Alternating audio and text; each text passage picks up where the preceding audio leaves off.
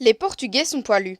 En Inde, les vaches sont sacrées et les Français sentent mauvais. Tu y crois, toi?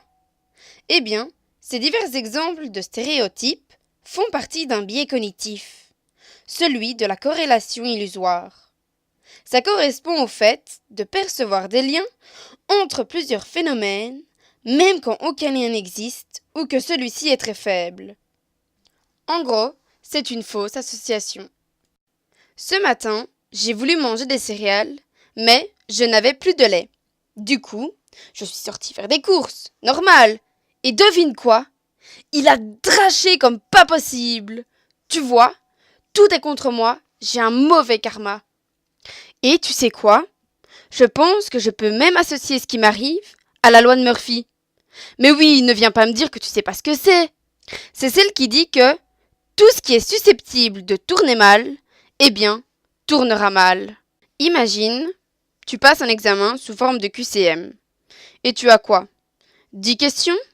Et tes réponses sont vrai, faux, vrai, faux, vrai, faux, faux, faux, faux et encore faux?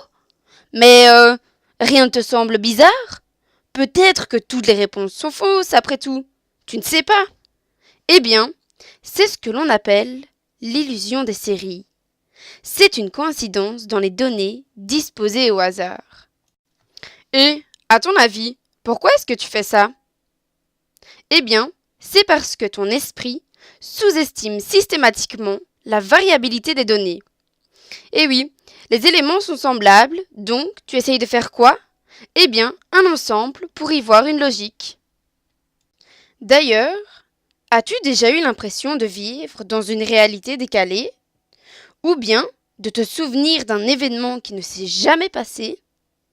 Ou peut-être, tu connais l'histoire des gens kidnappés par des extraterrestres en Amérique? Ah, l'Amérique. Eh bien, le fait de transformer l'imaginaire en réalité vécue, c'est ce que l'on appelle la confabulation. En gros, je t'explique. C'est un récit imaginaire qui apparaît pour combler des trous dans ta mémoire, qui touche au présent ou au passé. C'est généralement dû à une lésion cérébrale. Le discours te paraît tellement réel, mais en fait, tu sais c'est quoi? C'est juste un mélange de la réalité et de la fiction. Et donc apparaissent alors les faux souvenirs. Bon, revenons à la réalité.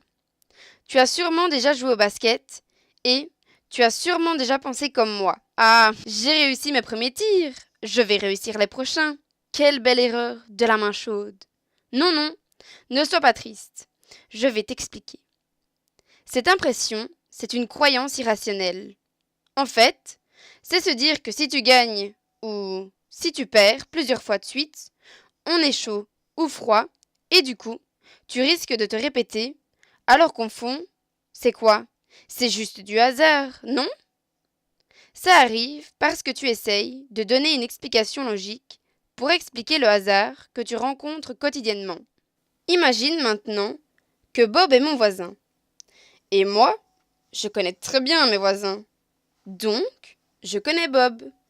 Est-ce que tu me suis? Dans notre ville, nous avons également un super-héros. On va l'appeler super-héros. Mais je ne connais pas super-héros. Mais je connais Bob. Mais comme je ne connais pas super-héros, eh bien, Bob ne peut pas être super-héros. Eh bien ça, c'est le sophisme de l'homme masqué. Ça vient d'une erreur dans la loi de Leibniz, qui dit en gros que deux personnes qui ont la même caractéristique sont identiques. Et en fait, j'aimerais te poser une question.